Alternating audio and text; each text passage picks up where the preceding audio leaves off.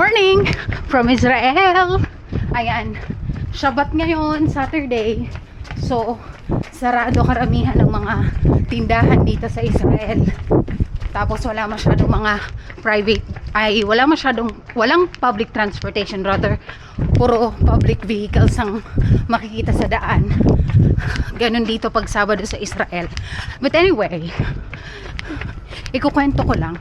Siguro kailangan ko na bumili ng bagong sapatos.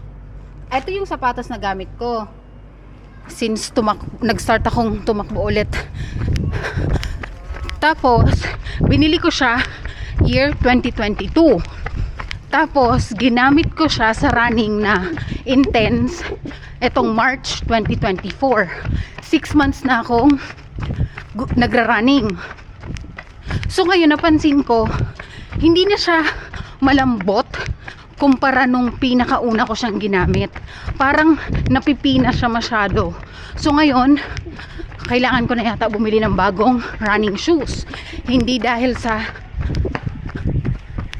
luho, kung hindi dahil sa kailangan na ng bagong sapatos na pang running. Kasi nga, hindi na nagagampanan nitong running shoes ko ngayon yung responsibilidad niya sa akin. Tsaka napanood ko rin pala sa isang runner din, kailangan may rotation shoes daw na ginagamit kapag nagra-running. Kasi yun nga, habang tumatagal yung sapatos, napipipi siya, hindi na siya malambot sa paa.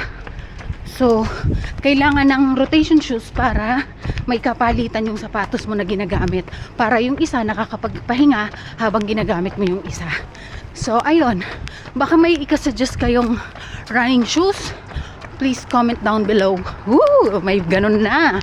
Okay, para magkaroon ako ng idea ng bibilin ko if ever. So ayun lang, ingat kayo palagi because health is wealth. Ako si John, caregiver na runner dito sa Israel. Bye!